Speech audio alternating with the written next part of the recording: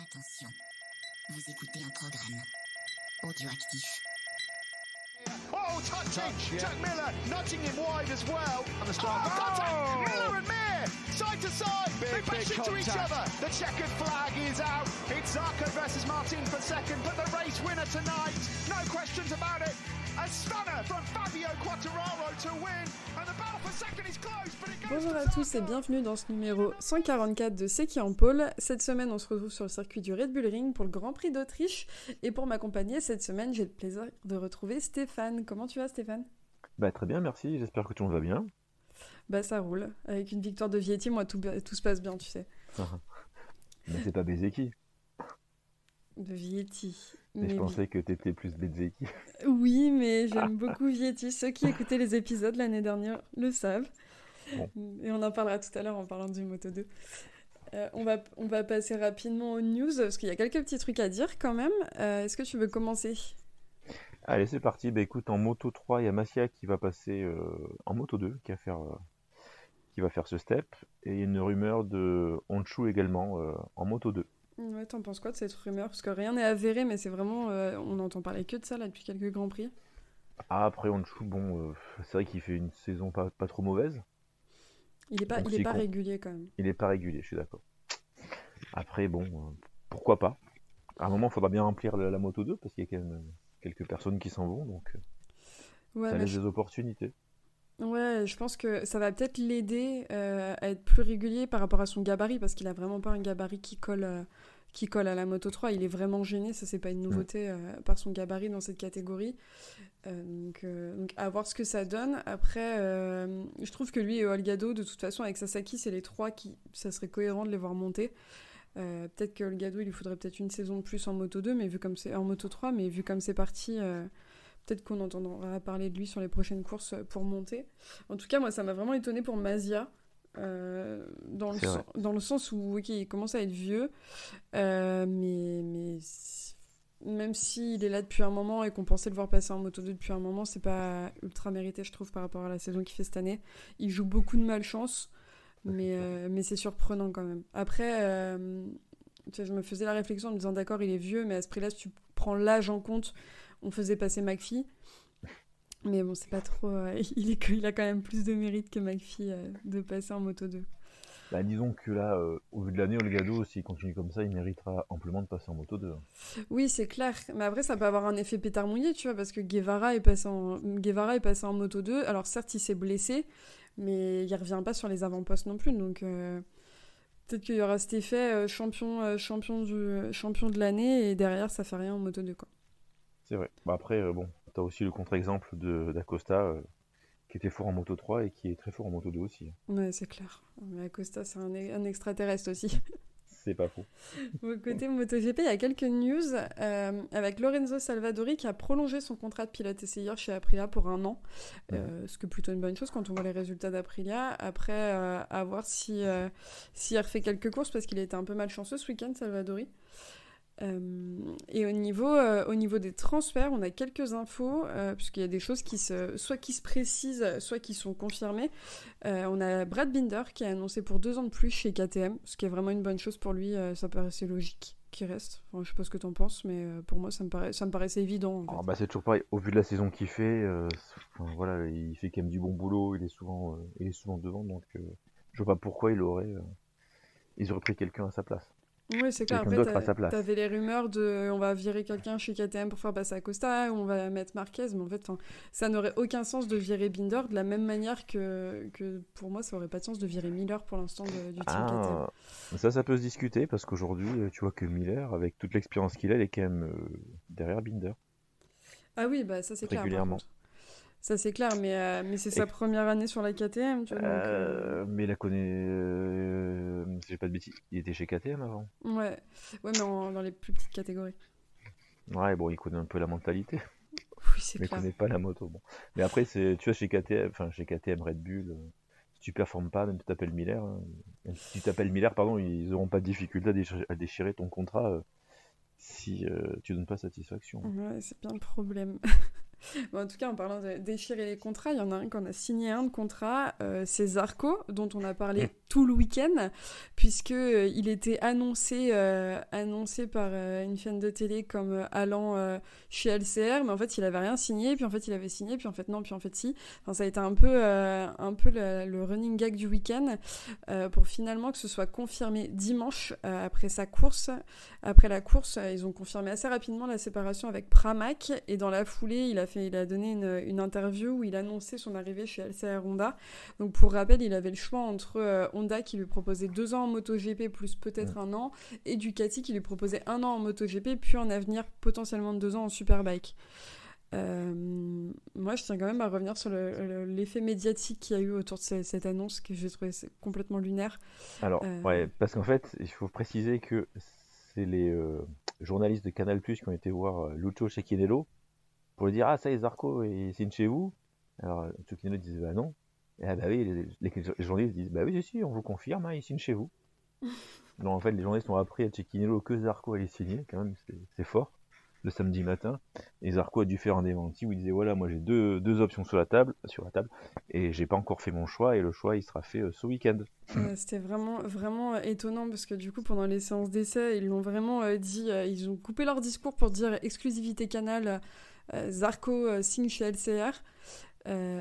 Pour au final que Cecchinello te dise: mais moi il n'y a rien de signé sur la table, il n'y a pas les papiers sur mon bureau, donc tant mieux, je suis très content si vous me l'annoncez, mais pour l'instant c'est pas le cas. Et dans son démenti, Zarco, quand il en parle, dit que ça l'a perturbé et que toute l'agitation médiatique qu'il y a eu autour de ça l'a même perturbé pendant la course et les essais. Et je trouve ça vraiment dommage parce que même si dans le fond ils avaient raison et que ça s'est avéré vrai et que très certainement ils avaient été exclus, on ne sait pas comment, on ne sait pas par qui, parce que de toute façon comme d'hab on n'est pas les petites souris qui peuvent savoir, ça a été fait avec les pieds, enfin c'était pas du tout professionnel, pour moi ça a été fait d'une manière on veut faire le buzz avec une info de ouf, et on fait ça quoi. Enfin c'est vraiment dommage, surtout quand tu sais que ça perturbe le pilote quoi. C'est un peu passage en force en plus quand tu les voyais sur le muret des stands à parler avec le patron du LCR et tout. Enfin, bon, je trouve que c'était pas comme ça qu'il fallait qu'ils s'y prennent quoi. Non, bah ça fait du contenu pour Malaise TV. C'est ça. Bon après sur le contrat lui-même, je trouve qu'il a eu raison finalement Zarco, parce qu'il vaut mieux la MotoGP c'est son truc, vaut mieux rester 2 ans en MotoGP que se dire allez j'ai une année chez Pramac et puis après de toute façon bye bye quoi. Ouais, bah, c'est un nouveau défi pour lui, j'ai l'impression, parce que c'est ce qu'il dit, c'est qu'il part dans un team qui avait une moto qui gagnait et qui maintenant ne gagne plus, mais sur lequel il y a du travail, et moi je suis pas surprise, je trouve ça dommage dans le sens où il performe sur la Ducati. La Ducati c'est la meilleure moto du plateau, donc c'est un énorme risque que de partir sur une moto qui à part broyer des pilotes fait pas grand chose depuis le début de saison. Et en même temps Zarco il a toujours fait des choix qui pour moi sont surprenants mais intelligents, dans le sens où quand il a refusé Marc Vedes en Moto 2 pour aller chez Ajo, qui arrivait dans la catégorie, il a fini par être titré. Quand il a refusé la Ducat MotoGP pour rester en Moto 2, il a été titré, il est passé chez Tech 3. Quand il a quitté son contrat usine KTM sans rien avoir derrière, en prenant le risque de jamais revenir en MotoGP, il a rebondi sur un team qui lui a ouvert les portes et qui lui ont donné sa chance. LCR oui, il me semble. Là, oui, c'est sûr, oui, parce qu'il était, parce qu'en fait, il revient dans une équipe qu'il a connue, même à l'époque, on se disait, bah tiens, il était pas mal avec la Honda, on se disait, bah, il pourrait rester, il est pas ridicule parce qu'il était souvent dans le 5-6 premier. Oui, et puis au final, pour finir chez Pramac, où même s'il n'a pas encore eu sa victoire, je dis encore parce que j'espère que ça va arriver d'ici la fin de saison, il fait des choses. Et même si KTM, ça peut paraître un choix, un mauvais choix avec du recul, au moment de la signature, c'était quand même ce qui paraissait le plus logique. On lui proposait d'être le pilote numéro 1, d'avoir 2 ans dans un contrat usine avec une équipe en plein progrès, tu vois. Donc c'était, pour moi, il y a toujours eu une part de risque dans ce qu'il fait, mais de manière intelligente. Comme cette saison, de se séparer de tout son entourage pour tout refonder et repartir sur des bases autres, tu vois. Puis là maintenant il a la maturité, parce que chez KTM quand il avait été, il sortait de chez Tech 3 où tout marchait pour lui, donc il disait bah je vais chez KTM, tout va marcher, puis finalement dès que ça marchait pas, il a pas su appréhender cette situation. Et je pense que maintenant avec l'expérience, il sait où il va, et il sait ce qu'il attend, et je pense que ça serait peut-être plus facile pour lui s'il performe moins bien que ce qu'on a connu chez Ducati. Ouais, et puis on le sait, enfin, Zarco, c'est un pilote qui est très précis dans ses débriefs, que ce soit au niveau technique que sur la piste. Donc je pense que ça va apporter quelque chose de positif à Honda. Après, moi j'ai un peu de mal à m'imaginer Zarco coéquipier de Nakagami, ça me fait beaucoup rire le setup. Mais, il va l'éclipser. Hein. Ah bah, qui n'éclipse pas Nakagami de toute façon. Bon, après, il a une moto qui a gagné une course cette année quand même. C'est vrai, avec Pourquoi un pas. pilote qui maintenant est blessé. C'est vrai, mais il a quand même gagné une course.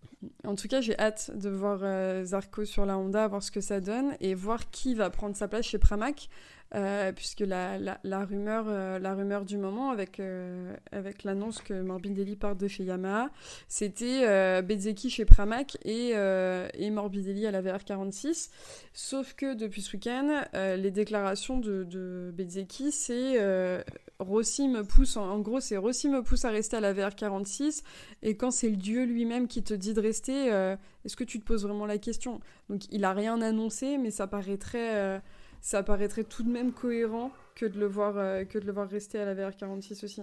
Alors, et ce qu'il faut préciser, c'est que au départ, Ducati Bezzecchi voulait avoir une moto de l'année. Et s'il reste à la VR46, ce qui est presque fait, il aura la moto de l'année d'avant. Comme cette année, quoi, en fait. Ça sera pas comme Pramac.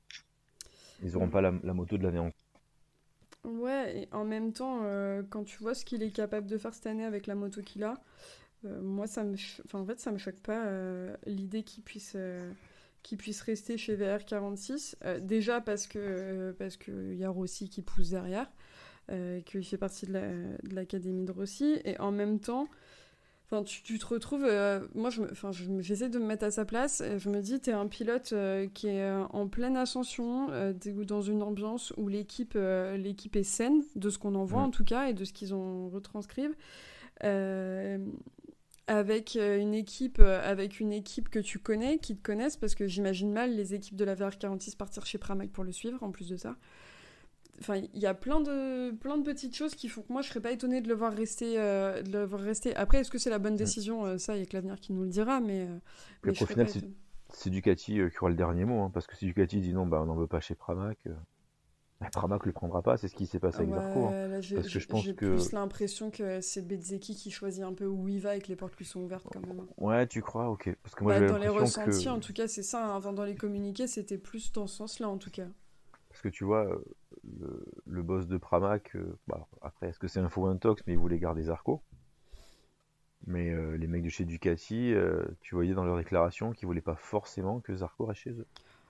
En même temps, avec ce qu'il lui proposait, c'était évident que Zarco n'allait pas rester. Enfin, il y a aussi une question de stabilité. Comme Pierre le dit très bien, Pierre ou Olivier, je sais plus lequel des garçons le disait, mais tu as 33 ans, on te propose 1 an. Après, à 34 ans, c'est quand même compliqué de retrouver un team qui va te proposer 2 ans. Là, Honda, c'est ce qu'ils font, avec très certainement un bon salaire, parce qu'on sait que Red Bull, pour aligner l'argent, il se pose pas de questions en général. Il y a quand même une certaine sécurité, tu vois, donc... Moi, je suis pas étonnée, vraiment. Non, mais bon, à voir pour du coup Bezzecchi, Morbidelli, chez qui ils vont. J'espère que ça va se préciser avant Barcelone, parce que là, ça commence à faire long. C'est ce que Morbidelli, de toute façon, disait très bien aux médias, parce que les médias insistaient encore au niveau des débriefs en lui disant « Mais du coup, tu pars où ?» Et il leur a dit « Faut être un peu patient, il faut attendre.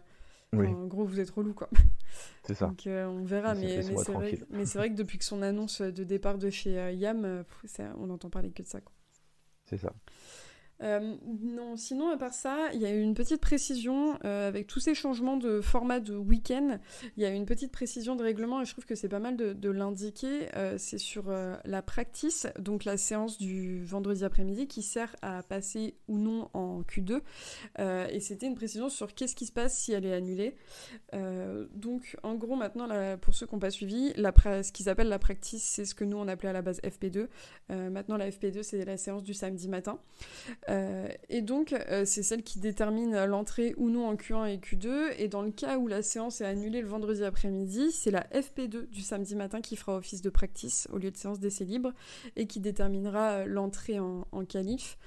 S'ils n'ont pas possibilité de faire la séance du samedi matin pour X raisons, c'est les résultats de la FP1, donc du vendredi matin, qui seront pris en compte. Et si aucune des séances n'a pu être faite, dans ce cas-là, la direction de course ajustera l'horaire et la procédure en fonction des besoins du week-end. On est mal barré s'ils font comme avec les sanctions, mais ça, c'est une autre histoire. Donc voilà, donc en fait, ils se renvoient la balle entre les séances si la séance ne peut pas avoir lieu.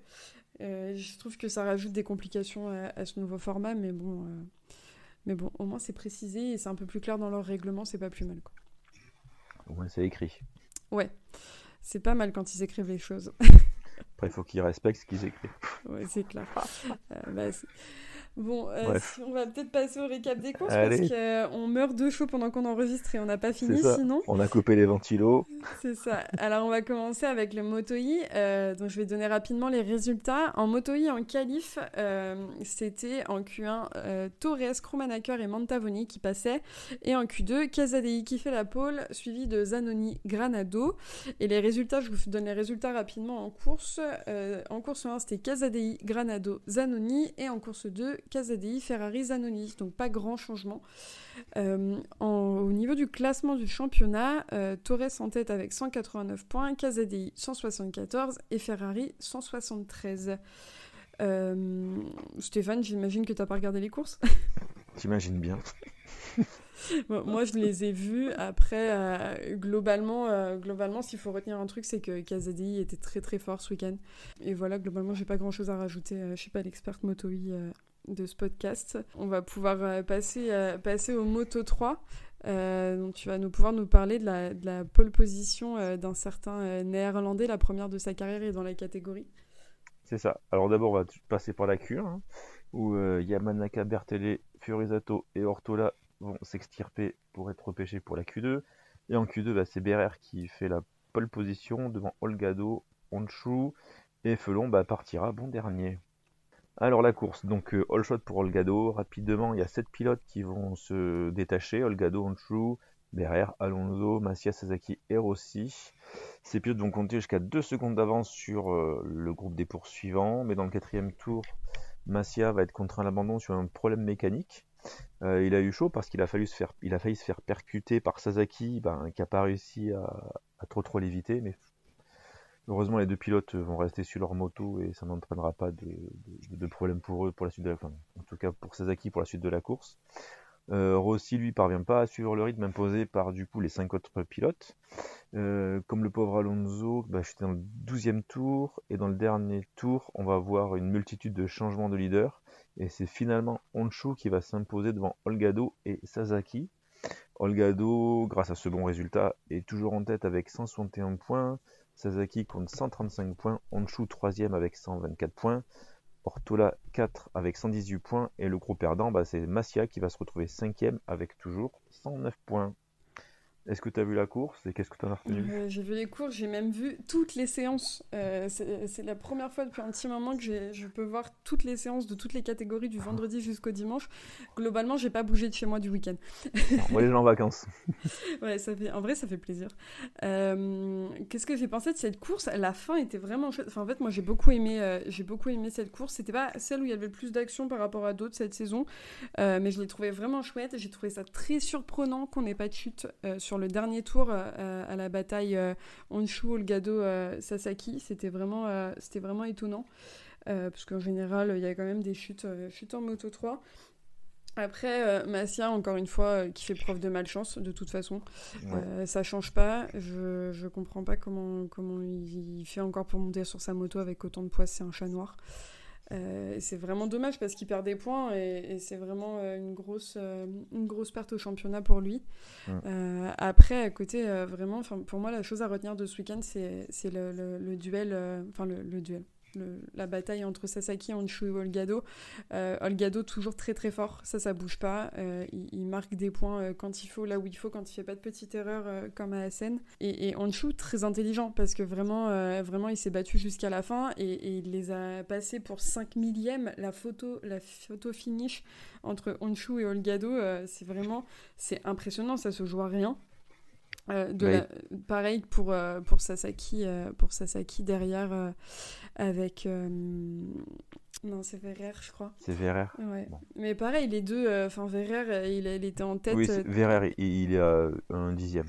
Pareil, il s'est fait bouffer de pas grand chose, donc c'était vraiment, pour moi, le dernier tour était vraiment chouette en Moto 3. Et Verrer, c'est cool de le voir là. Enfin, en fait, qui le connaît de base quand tu regardes le Moto 3. Il commence à faire des performances. Il fait quelques poles, quelques top 5, 6, top 10, 6 montres. Bon. Ouais, non, franchement, c'est chouette en plus parce que du coup, c'est la première pole position de sa carrière en Moto 3. Il finit quand même 4e sur le podium. C'était un bon week-end pour lui. C'est ça. Je pense que c'est un pilote sur lequel va falloir garder un œil quand même d'ici la fin de saison s'il continue comme ça. Après, celui qui pour moi a vraiment joué une malchance ce week-end, c'est Alonso qui chute après le super week-end qu'il avait fait. C'est ça. Surtout qu'il chute bêtement, quoi. Enfin, tu passes d'un week-end où tu pars dernier et tu grailles tout le monde jusqu'à l'arrivée à tu fais une course où quand tu prends la tête tu tombes, c'est un peu dommage, quoi. Surtout qu'il était dans le paquet de tête pour la bagarre. Ouais, après c'est le métier qui rentre, hein. Dommage pour lui, mais bon, en tout cas, c'est sûr que je te rejoins sur le fait que pour le coup, Honshu a été malin dans le dernier tour parce qu'il est Olgado et Sasaki se battent. Il a réussi à prendre l'intérieur, mais très très très près très très à la corde. Et du coup, les mètres en moins qu'il a parcouru, c'est ce qui lui permet de finir premier pour moi.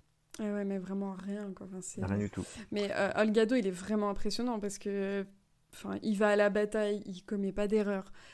Sasaki, pareil. Enfin, les trois, de toute façon, je trouve que c'est vraiment ceux de la saison sur lesquels il faut miser, en fait. Et comme je disais en début d'épisode, sur lesquels je serais pas étonnée qu'ils passent en moto, en moto 2 l'année prochaine.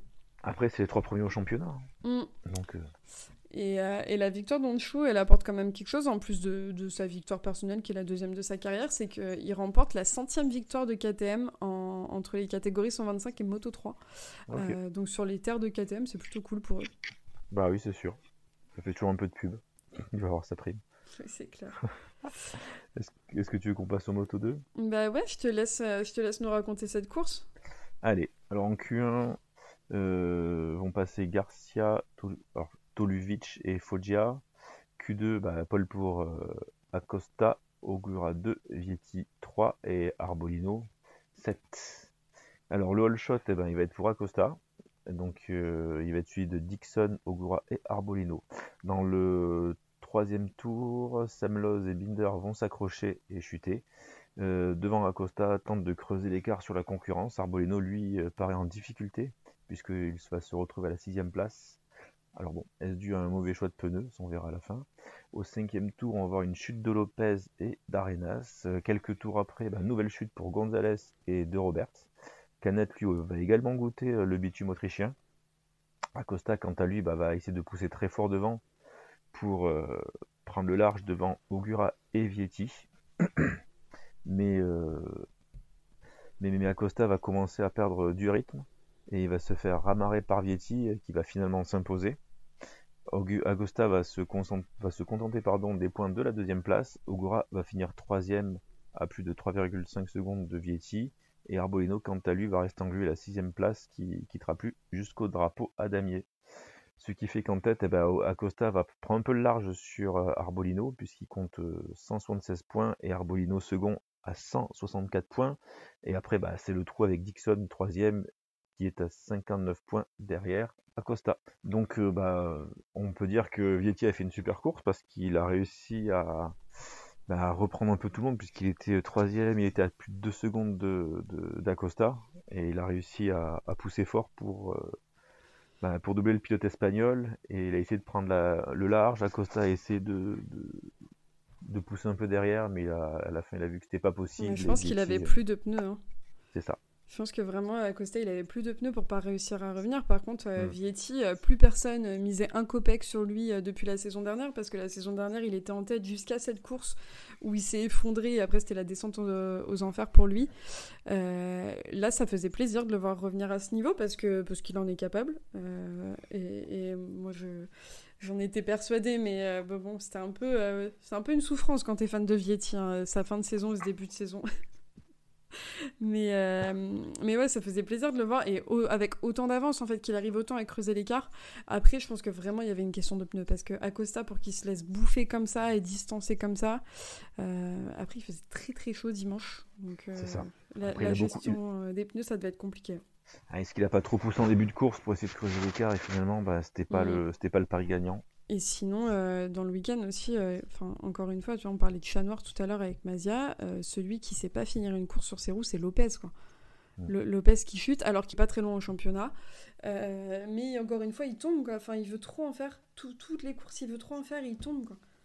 Il faut que... Enfin, c'est le métier qui rentre, comme on dit, mais il faut que... Je pense que c'est un pilote qui a besoin de mettre son ego de côté, et qui, au-delà de vouloir aller chercher des victoires, il faut qu'il apprenne à aller chercher des points.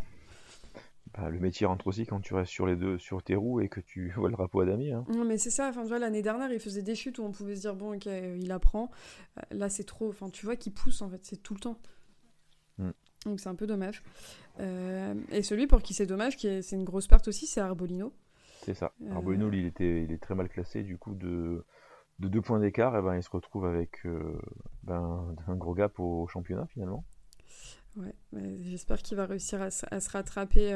Honnêtement, j'espère qu'il va réussir à se rattraper sur les prochaines courses. Parce que c'est intéressant en plus comme duel, en fait. C'est même surprenant parce qu'on ne l'attendait pas là, Arbolino, en début de saison. Non, c'est sûr. Mais maintenant, il faut qu'Arbolino il ait les ressources nécessaires pour pas sombrer, parce que il était premier. Là, il était à 2 points d'écart d'Acosta. Bon, tu peux dire que ça se gère. Malgré quand même une mauvaise course la dernière fois en Angleterre. Et là, il fait encore une mauvaise course, il se retrouve à 12 points d'Acosta. Donc il ne faut pas qu'ils se désunissent, sinon Acosta, il va pas se poser de questions, lui. Ouais, c'est clair.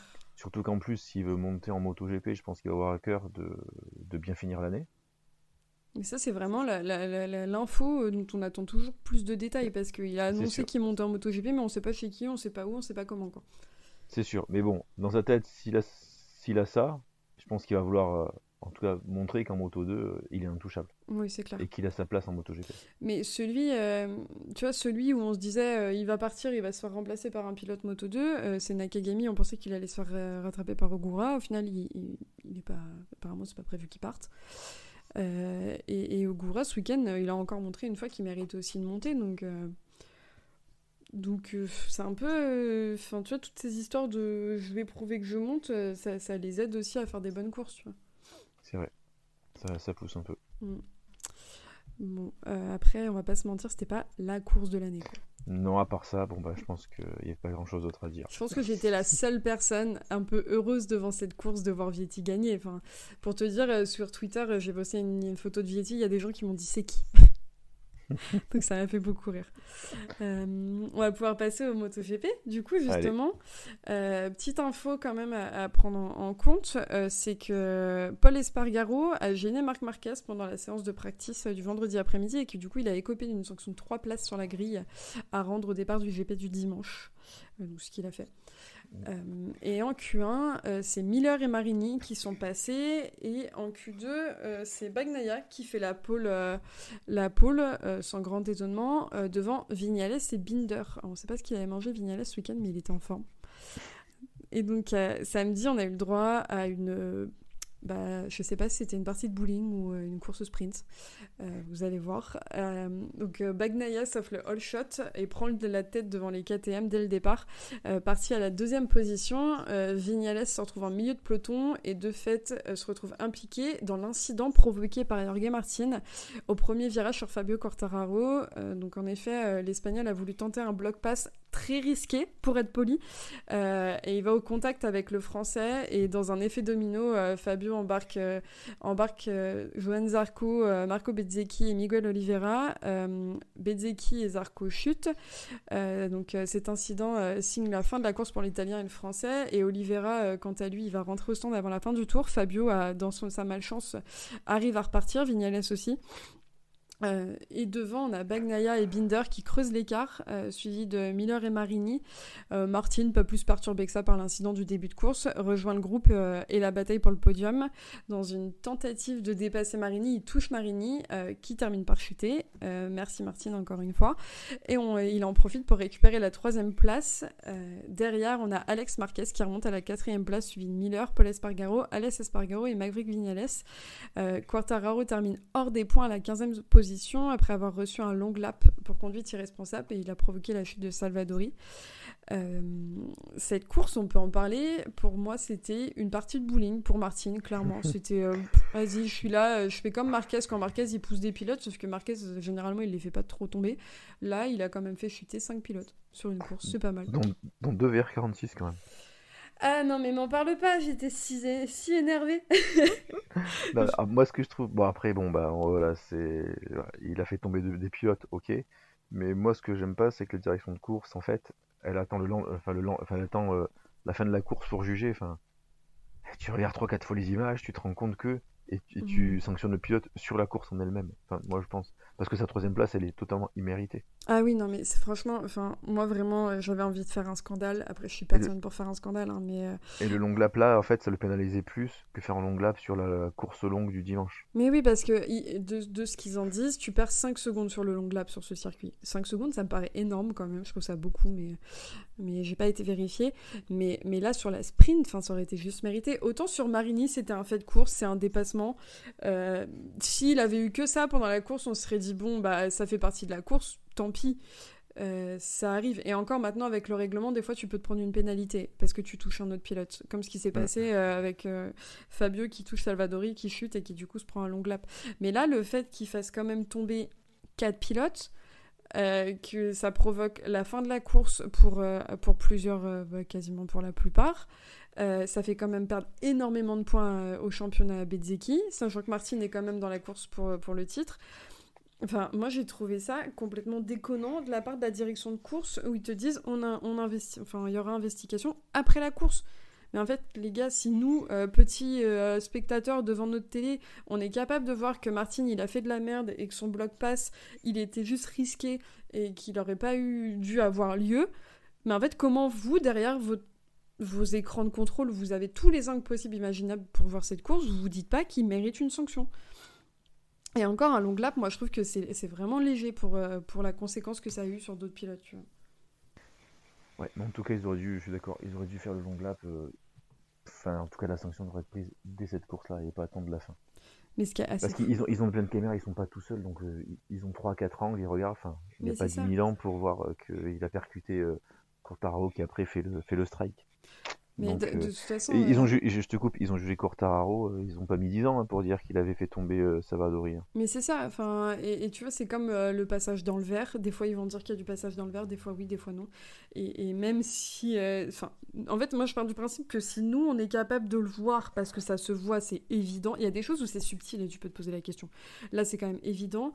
C'est lunaire qu'ils prennent autant de temps. Et c'est peut-être la limite d'avoir des personnes décisionnaires qui sont, avant d'être des gens qui sont capables de prendre cette décision, des sportifs, et des sportifs qui, encore une fois, commencent à avoir de l'âge.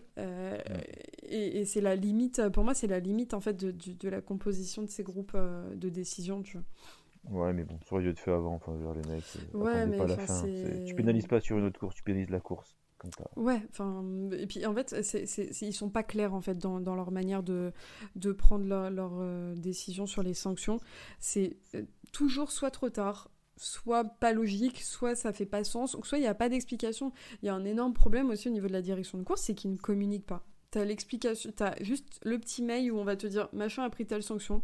mais c'est tout. Et en fait, ça serait beaucoup plus simple pour tout le monde et il y aurait moins d'exaspération des gens, que ce soit des spectateurs comme des médias, des journalistes et des personnes au sein du paddock, parce que quand tu fais le tour un peu de toutes les réactions, c'est l'avantage qu'on a en 2023, c'est que Twitter, c'est magique, c'est que toutes les personnes qui sont dans le paddock ont Twitter et commentent en général les week-ends de course, c'est que personne ne comprend comment c'est fait. Donc, à un moment donné, expliquez-vous, je sais pas, faites une déclaration publique, faites une conférence, que vous voulez, et expliquez la manière dont vous prenez les décisions et pourquoi c'est pris aussi tard. Parce que ça me rappelle Le Mans l'année dernière, où ils attendent 3 heures après pour rétrograder Zarco de 3 places. 3 heures à domicile, enfin ça n'a aucun sens. Oui, d'accord. Et comme tu dis, pour moi ça ne l'a pas pénalisé, Martin, en fait, parce que le dimanche il est pas si catastrophique que ça. Bah non, un long lap sur 10 tours et un long lap sur 20 tours, c'est pas la même chose. Mais c'est ça. Bon, sinon, à côté de ça, parce que bon, de toute façon, on pourrait en parler pendant des heures, on pourrait râler pendant des heures autour de la direction de course. Fabio sauve les meubles quand même sur ce samedi, même s'il est hors des points. Il a quand même sauvé les meubles, malgré son long lap, malgré l'accrochage avec Salvadori et malgré l'accrochage avec Martin. Et ça, c'est une bonne chose parce qu'il n'a pas fait un week-end si déconnant que ça. Non, il certainement que les évos apportés par Yamaha, sont quand même pas trop mauvaises. Ouais. Et petit fact à noter avant de passer à la course du dimanche, c'est que Paul Espargaro décroche ses premiers points de la saison avec la course du samedi, donc ça fait plaisir de le revoir à ce niveau-là. Il a fini dans le top 10, dans les points, et plutôt en forme. Après, ce qu'il disait, il était épuisé à la fin de la course, donc c'était un peu, ça laissait un peu d'appréhension pour le dimanche, mais en tout cas, ça fait plaisir de revoir ce pilote à ce niveau, parce qu'en plus, on sait que c'est pas un pilote qui brille spécialement habituellement, et quand il le fait, c'est plutôt chouette à voir. On va pouvoir passer au dimanche. À la grosse course. À la grosse course, pas la course de l'année, encore une fois, on va pas se mentir. Non. Donc... Le compte rendu peut être vite fait. Hein. J'ai quand même fait l'effort de le faire, je vais quand même le dire. Dimanche, c'est sous une chaleur étouffante que Bagnaia signe à nouveau le all shot, comme le samedi devant les KTM. Derrière, Quartararo qui prend un bon départ, gagne 2 positions, mais malchanceux, encore une fois, ce dimanche, il perd finalement plusieurs places suite à un contact avec Alex Espargaro. Et devant, comme en sprint, Bagnaia et Binder creusent l'écart dès le début de la course sur les autres pilotes. Alex Marquez prend l'avantage sur Miller et tente de remonter sur le groupe de tête. La VR46 en embuscade, elle remonte sur l'Australien qui se retrouve finalement 6ème. Et devant, on a Pecco Bagnaia qui enfonce le clou en prenant plus de 5 secondes d'avance sur ses coéquipiers. Donc impossible pour Binder de revenir et aucune action aura lieu en tête de course jusqu'au drapeau à damier. Les deux ont fait leur course tranquille. Heureusement pour nous, pour pas qu'on s'ennuie trop, il y a quand même les Italiens qui en décident autrement. Et Marco Bezzecchi vient après plusieurs tours d'essai où il s'est un peu raté, prendre l'avantage sur Alex Marquez qui se fera également passer par Marini qui a su remonter sur les 2 hommes en profitant de la bataille. Enfin un peu d'action, ça nous manquait. Et derrière, on a Viñales qui était parti à la 2e place et qui termine à la 6e position devant Jorge Martin. Il limite la casse, l'Espagnol, il limite la casse après être sorti de son long lap à la 13e place. Fabio Quartararo termine à la 8e place devant Alex Espargaro et Bastianini. Et Zarco, lui, termine à la 13e place. Et fait à noter, Marc Marquez termine pour la première fois de la saison une course le dimanche en prenant la 12e position. Donc le classement au championnat, c'est Bagnaia avec 251 points, Martin 189, Bezzecchi 183 et pour les Français, Johan Zarco qui est à la 5e position avec 125 points et Fabio Quartararo à la 11e avec 73. Donc Bagnaia commence à creuser l'écart avec les autres pilotes. Un peu intouchable sur le week-end. Ouais, de toute façon, ce week-end, Bagnaia, il a tout réussi. Hein. Globalement, il a fait son meilleur week-end avec le Mugello en prenant les 2 victoires à la pole position et le tour le plus rapide en course et le tour le plus rapide en sprint. Enfin, il était quand même extrêmement régulier. Quand tu regardes les chronos, il est autour de 1:30, 1:31, mais c'est c'est un métronome ce week-end. Il fait la pole, il gagne la Tissot, il gagne la grande course. C'est vrai qu'il a maîtrisé le week-end de bout en bout. C'est bien, hein. Ça contraste avec le week-end d'avant, où il avait un peu lâché dans la course sprint. Là, il a été super solide, parce qu'il nous a écoutés. Peut-être. Peut-être. Et après, oui, ce qu'il faut dire aussi, c'est que il creuse l'écart, parce que, encore une fois, en course du samedi, Bezzecchi tombe, donc un concurrent qui marque pas de points. Oh là là, Et en course 2, Martin, après, qui était revenu du coup, il finit 7, donc voilà. C'est vrai que ses concurrents, après, alors, à part Bezeki qui finit 3, mais sinon, voilà, il y a pas... Mm. Ils ont pas ils ont pas quand même il y en a pas un qui a performé après tout le long du week-end quoi, derrière. Ouais, et puis encore une fois, Bagnaia, il est impeccable sur son week-end. Et en plus de ça, il prend quand même le. En fait, à chaque fois qu'il fait un bon week-end, il décroche un peu des records. Enfin, du coup, c'est plutôt une bonne chose parce que là, il devient le troisième pilote, italien avec le plus de victoires. Derrière Agostini et Rossi. Et tu vois, ce week-end, c'est son 50e podium dans sa carrière en Grand Prix et son 27e en MotoGP. Mais surtout, sur cette saison, sur les 27 podiums, c'est le 7e sur la saison. Sachant que les autres, c'est plus que tous les autres pilotes, sachant que le deuxième, c'est Bezzecchi avec 5. Donc c'est que vraiment, il fait la saison parfaite en fait, Bagnaia cette saison, et il mérite son titre de champion. Et Alors, s'il gagne à la fin de la saison, pour moi, il sera mérité. sa saison est pas parfaite parce qu'il y a eu quand même des couacs, mais on va dire que en tout cas aujourd'hui, elle a été solide. Ouais, et encore une fois, les deuxièmes parties de saison sont toujours meilleures pour lui, tu vois.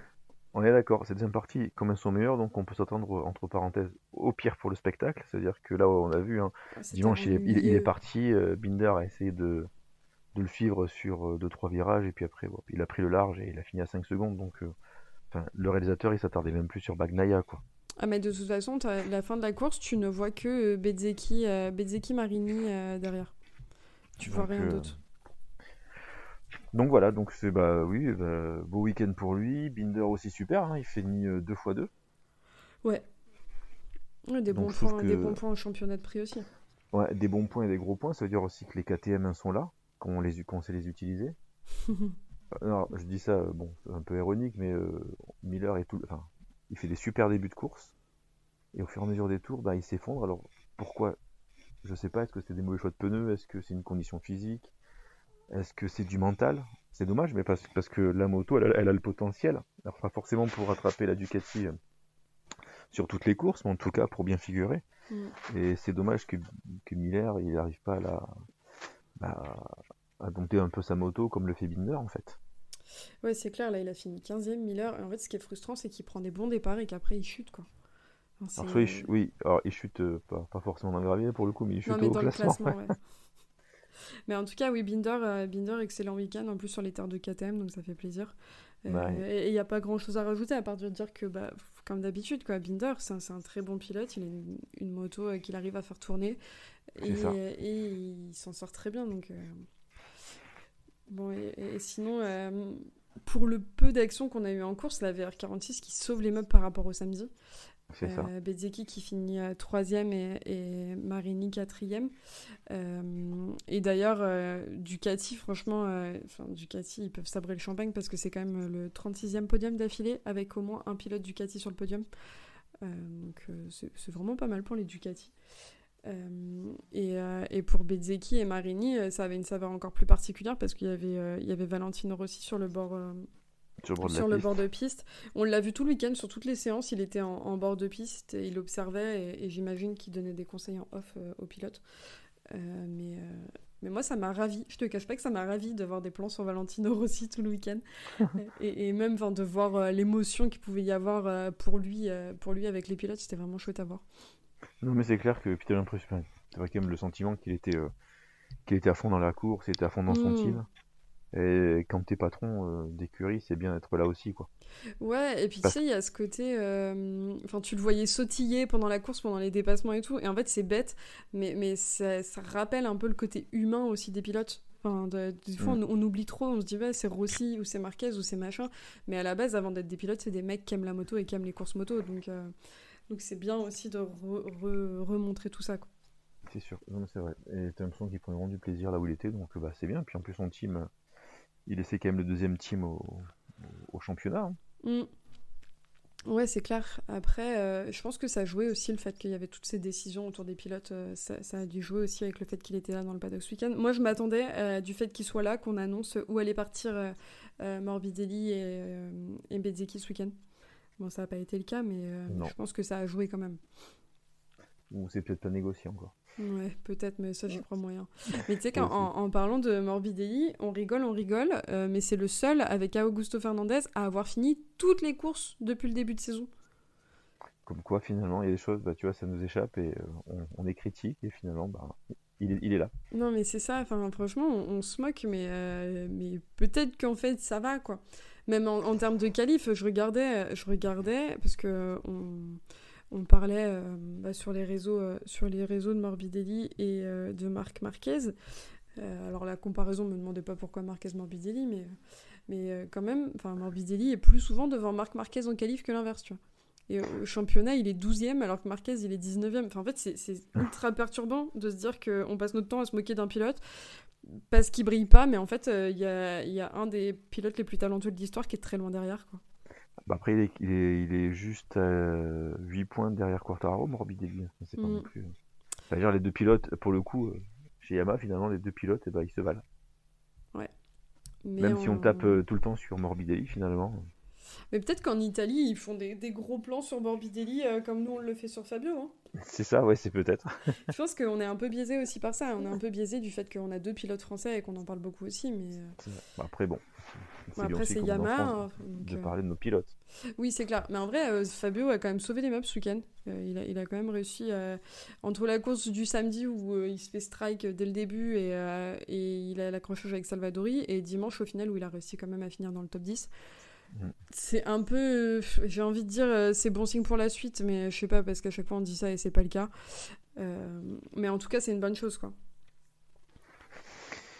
Maintenant, on va voir si toutes ces évos elles vont lui permettre de se rapprocher un peu de la tête de course, ou tout du moins préparer quelque chose de mieux pour l'année prochaine. Ouais, c'est clair. Là, on est à la mi-saison, tu vois, ils ont encore 10 courses pour faire quelque chose, donc à voir. Ouais. Après 10 courses, à voir s'ils maintiennent l'Inde au calendrier ou pas. Ouais, ou si c'est remplacé par une autre course qu'on peut avoir en Superbike. Oh là là, il va encore nous mettre un Grand Prix en Espagne. C'est ce que j'allais dire. Pour le Grand Prix d'Aragon. Ouais, et en parlant, quand même, pour finir sur le MotoGP, Marquez qui, pour la première fois de la saison, termine les 2 courses et marque des points. C'était pas arrivé depuis le GP de Malaisie l'an dernier, donc il me semble que dimanche, ça faisait 301 jours qu'il avait rien marqué. On parle de Marquez quand même, quoi. Non, Marc Marquez, oui, peut-être qu'il veut plus prendre de risques non plus, hein, parce qu'il se dit de toute façon la saison, elle est ce qu'elle est. Il se met au tas à chaque fois, peut-être qu'il va dire bon maintenant, risquer ma vie pour ça. Ouais, mais c'est grave, tu vois, quand tu sais que c'est Marquez et que c'est quand même le pilote qui, quand il enfile son casque, normalement ne réfléchit plus à rien. Après, ses déclarations étaient vraiment étonnantes ce week-end. Il a lancé beaucoup de fleurs à KTM en disant que l'année prochaine, il avait signé toujours chez Honda, mais qu'il avait des discussions avec KTM et patati et patata. Je serais pas étonnée qu'on nous annonce que Marquez il rompt son contrat et qu'il se cache chez KTM, ou alors qu'il parte dans un an, tu vois. C'est possible, surtout que la KTM, elle est pas mal. Hein. Ouais, oui, c'est clair. Enfin, tu vois, ce qu'on disait, ce que fait Binder, ce que fait un petit peu Miller, voilà, quand même. Et puis ça reste le giron Red Bull. Ça reste le giron Red Bull, c'est quand même un peu le Red Bull, donc ouais, c'est vrai que Red Bull peut payer Honda. Hein, on verra. Pour rompre le contrat, donc voilà, à voir. Peut-être que ça aussi, on n'en parle pas trop, mais peut-être que ça sera aussi la grosse annonce de la fin d'année. De toute façon, je pense que même si Red Bull paye pas, Marquez il a besoin de personne pour payer la fin de son contrat. Hein. Oui, il pourrait même se le racheter. Hein, dans mais par contre, pour KTM, tu vois, ce qui est perturbant, c'est que ils disent qu'ils ont envie de garder Paul Espargaro, qui revient de blessure et qui, globalement, ça serait pas... alors, on sait que ça se passe pas, que les convictions éthiques sont pas forcément ce qui règne dans le paddock, mais de virer un pilote qui vient de revenir d'une grosse chute, ils ont envie de garder Miller, ils ont envie de garder Binder...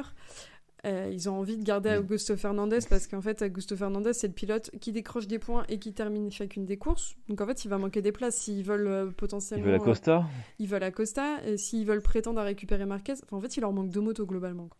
C'est ça, il leur manque une écurie, mais bon après voilà, il y avait des spéculations comme quoi ils voulaient donner 2 motos à LCR, mais bon LCR il dit non, moi je suis chez Honda, je reste chez Honda. On peut être surpris, tu vois, parce que Suzuki au final les places n'ont pas été reprises. Donc il pourrait très bien prétendre à remettre deux motos, mais 2 motos KTM. Enfin, moi, ça me paraîtrait fou. Je comprends pas. Enfin, toi, il y a toujours Là, ça ces veut dire histoires de. il faut remonter un team. Hein. Enfin, je veux dire, il faut avoir les mécanos, la direction, le directeur sportif. Enfin, bref. Bon, mais il y en a chez Suzuki qui se sont fait virer, qui cherchent sûrement encore du travail. Hein. Et puis il y a C'est plein, tu vois, en Moto 3, KTM a beaucoup de jeunes, entre guillemets, de mecs qui sortent d'école, etc. Et c'est beaucoup de Français d'ailleurs. Et ils misent un peu là-dessus. Et en fait, ça me paraîtrait pas fou qu'ils fassent pareil en MotoGP, tu vois, parce que les gens sont talentueux, peu importe l'âge que t'as, il y a quand même un gros potentiel. Mais toi, ça me paraîtrait plus pertinent qu'Yamaha remette deux motos sur la table. Mais Yamaha, il y a cette rumeur de 2025 qui récupère les deux motos de la VR46. Donc ça veut dire qu'à nouveau, tu remontes pas un nouveau team, c'est un team qui devient un autre constructeur. Oui, qui change juste de moto, c'est tout, oui, c'est clair. Mais c'est ce qui devrait se passer normalement. Ouais. Mais bon, pour la concurrence à Ducati, ça ferait pas de mal d'avoir soit un nouveau constructeur, soit des motos en plus pour un autre team. Et pas forcément KTM GasGas qu'on en a déjà 4, tu vois. Ça serait plus Aprilia ou Yamaha, quoi. Déjà, après, elles ont déjà 4. Ouais. Pour moi, ça serait plutôt Yamaha. Ouais, mais pour ça, faut mettre la thune sur la table, quoi. Faut avoir de l'argent. Et vu qu'ils veulent déjà pas la mettre dans le développement, on a l'impression, donc... Je pense que ça doit changer, ça, quand même. Ouais, est-ce que tu as quelque chose à rajouter sur cette course MotoGP ? Non, je pense qu'on a fait le tour. On le reprécise, vous en avez parlé avec Cyril la dernière fois dans l'épisode, mais pas de débrief Superbike français, mondial, etc. Puisque on va avoir le plaisir d'avoir un petit épisode récap dans les prochaines semaines. On avait sondé un petit peu les auditeurs et ils nous avaient répondu que c'était mieux pour eux d'avoir un épisode à part. On va pas vous cacher que c'est mieux pour nous aussi en termes d'enregistrement, c'est plus simple. Ouais, ça fait des épisodes moins longs, moins digestes. Oui, c'est clair. Et encore là, on a parlé beaucoup alors qu'on n'est que 2. Mais par contre, petite précision, c'est que moi, je serai au FSBK ce week-end à Carole, donc le week-end du 26 août. Du 25, 26, 27 août. Donc si jamais vous êtes dans le coin, n'hésitez pas à faire un petit coucou. Et avec Stéphane, nous, on sera dans le coin au Superbike à Manicourt, le deuxième week-end de septembre. Donc pareil, n'hésitez pas à nous envoyer un petit message. Voilà, donc c'est tout pour nous aujourd'hui. On se retrouve le 3 septembre pour le Grand Prix de Catalogne. Et on vous le rappelle, vous pouvez toujours nous retrouver sur le Twitter et sur Facebook pour suivre toutes les infos à MotoGP. Et sur le Discord pour venir discuter avec nous. Merci beaucoup Stéphane. Merci Ophélie, merci à tous.